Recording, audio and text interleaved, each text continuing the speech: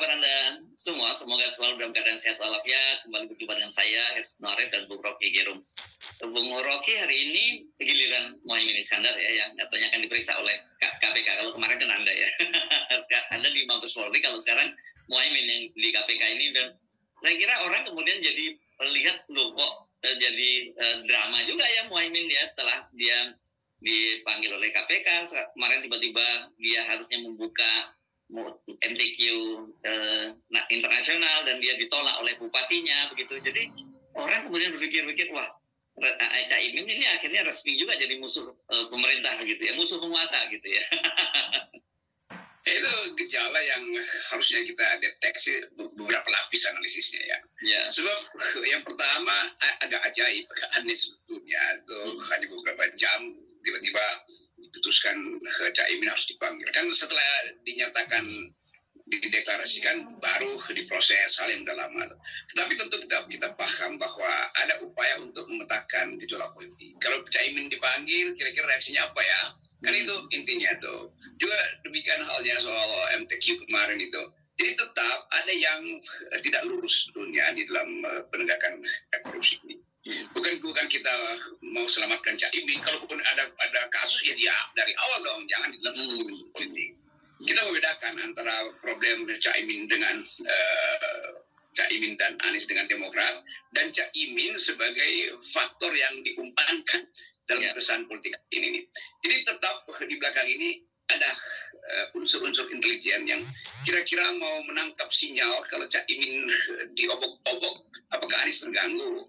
Demikian sebaliknya, kalau Caimin itu diloloskan nanti dalam pengadilan yang memang kelihatannya nggak akan terlibat, apa reaksi baliknya tuh dari para pendukung atau mereka yang masih ingin supaya Caimin itu diperkarakan. Jadi kita tidak membongkar soal-soal itu di dalam kapasitas untuk melemahkan seseorang. Saya tetap mendorong, karena udah dideklarasikan ya terusin aja kan. Amin ini Anies dan Caimin. Tetapi bukan itu poinnya di dalam politik. Poin dalam politik adalah beri kesempatan semua orang untuk diperiksa dengan cara yang sama tuh. Jadi kalau Caimin punya semacam dugaan yang udah berabad-abad atau udah jauh dari kemungkinan untuk dipersoalkan secara hukum, masih ada yang ada di depan hukum, soal Masiku, ada soal partai-partai lain tuh yang punya hal yang sama. Itu yang dituntut publik sebetulnya itu. Artinya nggak ada soal Caimin itu diperiksa, tapi yang lain juga diperiksa tuh. Jangan hanya kayak Caimin itu dipasangkan dengan Anies harus diganggu tuh. Walaupun kita juga tahu bahwa ada problem dengan duet baru ini, tetapi itu soal lain. Tetapi kita ingin supaya politik tidak dimasukkan sebagai faktor untuk mempersoalkan kedudukan seorang yang sedang berkompetisi. Ya, kayak kemarin kan sebenarnya sempat bahkan dipanggil oleh Kejaksaan Agung ya, Pak Erlangga Hartarto. Tapi kan kemudian Kejaksaan Agung membuat kebijakan, Jaksa Agungnya membuat kebijakan bahwa di moratorium dulu deh semua kasus-kasus yang berkaitan dengan para kandidat, baik dari presiden level Pilpres sampai ke Pilkada tingkat 2 gitu. Dan kita waktu itu sebetulnya kritik ya, harusnya tidak dilakukan semacam itu. Tapi di satu sisi memang jadi dilema kemudian ketika KPK melakukan yang sebaliknya dengan muatan yang dapat dengan nuansa yang sama, karena orang kemudian melihat ini kasus Caimin gitu kelihatannya kok jadi mirip dengan Formula E ya, dicari-cari gitu. Karena saya misalnya sempat wawancara dengan seorang mantan staf ahli Menteri Dalam Negeri, kata dia nggak kasus semacam ini nilainya di bawah 100 miliar itu nggak mungkin dikaitkan sampai ke menteri. Ini level dirjen pun nggak ngurusin kasus semacam ini begitu. Ini cukup eselon 3 biasanya yang main seperti ini gitu. Ya, saya kira itu dasar hukum kenapa Caimin dipanggil sebagai saksi. Tetapi tentu pembuktian hukum acara itu dari awal bisa membatalkan proses pemanggilan ini, karena prinsip tadi itu Caimin tentu punya dasar untuk mengatakan ya itu bukan bagian saya. Mungkin saya tahu tapi tidak mungkin saya mengendalikan itu. Itu prinsip di dalam pembuatan kebijakan. Itu satu soal bisa diselesaikan. Tapi masih ada soal lain, yaitu kepastian politik yang sampai hari ini kita bahkan meragukan apa pemilu akan jalan. Kita melihat bagian ini upaya justru untuk melemahkan proyek pemilu ini kan. Jadi Caimin diganggu terus, kemudian nanti ada ketinggalan diganggu terus, itu artinya pemilu akan terganggu tuh.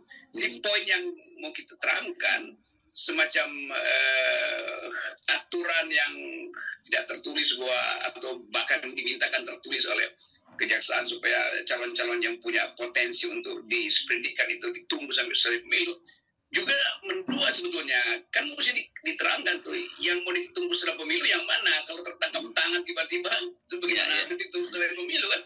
Jadi masalah-masalah ini yang juga merumitkan secara persepsi politik, karena dianggap juga Mahkamah Agung mau melindungi Harun Masiku, melindungi beberapa orang yang sudah Kejaksaan Agung, bukan Mahkamah Agung, Kejaksaan Agung. Kejaksaan Agung. Jadi itu intinya tuh. Walaupun KPU udah punya semacam kebijakan untuk memberi tanda bahwa ini mantan koruptor yang menyalek mantan koruptor, yang menyapres mantan koruptor. Kan itu yang sedang diproses oleh masyarakat sipil tuh. Apakah nanti penanda-penanda itu harus dipamerkan pada publik bahwa si A mencalonkan diri legislatif tapi dia mantan koruptor loh. Kan itu mesti diterangkan korupsi di bidang apa, dari partai mana, kan itu supaya betul-betul orang tahu ya memang ada hak perdata yang sudah dipulihkan. Tetapi memori orang juga mesti diingatkan. Jangan sampai orang memilih bekas napi ini yang masih punya potensi untuk melakukan kejahatan yang sama karena dia masih mengincar kekuasaan. Kan korupsi itu dasarnya karena surplus kekuasaan. Begitu kekuasaan diperoleh, maka dilakukan lagi korupsi. Walaupun ini deteksi, tapi dalam politik hal-hal yang buruk justru harus dimajukan. Karena kalau yang baik ya kita udah tahu semua kan, tapi yang buruk yang mesti dibuka. Ya. Anda kan selalu menyebut kasus-kasus banyak di KPK kausa celebre gitu ya, diselebritikan begitu ya. Kemungkinan besar kasusnya dalam Caimin juga seperti itu ya. Ini bukan proses hukum gitu, ini bagian proses yang sebenarnya kalau dalam kampanye disebut sebagai black campaign gitu. Tapi kan jadi persoalan ketika black campaign itu dilakukan, itu menjadi persoalan lebih serius maksud saya, dilakukan oleh lembaga penegak hukum, dan dengan begitu kan artinya orang akan lihat ya memang KPK ini bagian dari tim sukses juga begitu, tapi kerjaannya untuk mendowngrade dan melindungi. Itu udah terlihat dari awal tuh. Jadi sebetulnya memang nggak ada jalan bagaimana misalnya mau menghalangi Caimin itu. Ya satu-satunya adalah dengan melihat record potensi korupsi yang pernah ada di dalam atau melekat pada jabatan dia tuh. Selama jadi menteri ada soal kasus Duren segala macam. Tetapi mesti fair bahwa semua itu mestinya sudah selesai atau jangan diselesaikan justru di dalam momentum politik. Kan itu kan kelihatan. Ya, tapi kan ada potensi korupsi. Tapi justru kita anggap bahwa pemberantasan korupsi di era Jokowi itu selalu dikaitkan dengan politik. Kan ya pemberantasan korupsi pemberantasan aja. Nah momentum ini orang itu momentum yang politis. Jadi bahayanya itu sehingga orang menganggap ya kalau begitu KPK memfavoritkan seseorang dong. Kenapa di partai lain itu nggak dipanggil Hasto misalnya yang udah pernah disebut-sebut dalam beberapa kasus itu, kenapa didiamin itu. Dan itu menyangkut problem favoritisme akhirnya. Jadi nanti akan ada analisis kalau begitu KPK dikendalikan oleh partai tertentu, kejaksaan dikendalikan oleh partai tertentu, KPK diselundupi oleh lembaga tertentu kan. Hipotesis atau dugaan buruk itu kan justru memperlemah iklim pemberantasan korupsi dan memburukan semangat publik untuk masuk dalam pemilu yang adil dan jujur. Ya. Dan begini ya, satu hal saya kira ini ya, begini ini kan kita makin apa ya, publik makin melek gitu ya. Oh ini memang betul-betul ya efek dari cawe-cawe gitu, itu kemana-mana gitu ya.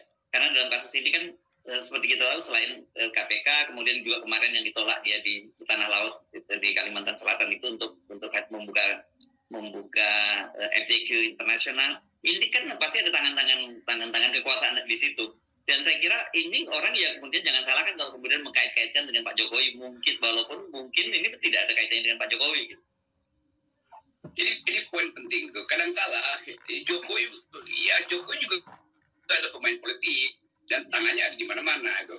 Tapi bisa juga orang lakukan semacam kerjaan Departemen Disinformasi di dalam sistem intelijen kita untuk mengelabui beberapa hal yang nanti akan dimunculkan di belakang loh. Jadi permainan ini yang dengan jitu sebetulnya yang bisa kita tebak, yaitu ketidakpastian komposisi-komposisi yang sedang dibangun oleh Pak Jokowi. Jadi Pak Jokowi juga bisa menjadi korban dari permainan ini. Karena Pak Jokowi nggak mampu secara sempurna untuk mengendalikan instrumen negara yang lain, misalnya badan intelijen misalnya, yang juga punya semacam otonomi untuk membaca keadaan. Tapi Jokowi selalu ingin memantau apakah dia masih punya grip pada soal anti korupsi. Ternyata enggak.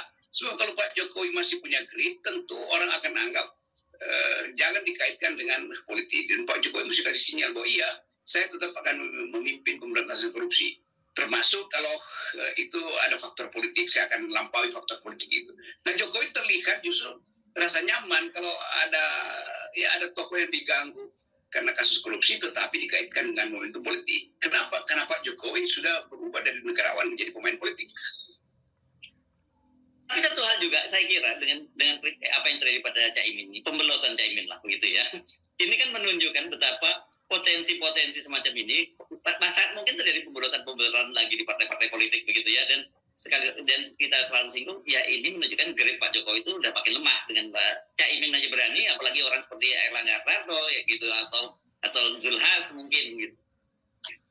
Itu yang beberapa kali kan kita bahas bahwa kalau Caimin menguat dan itu membahayakan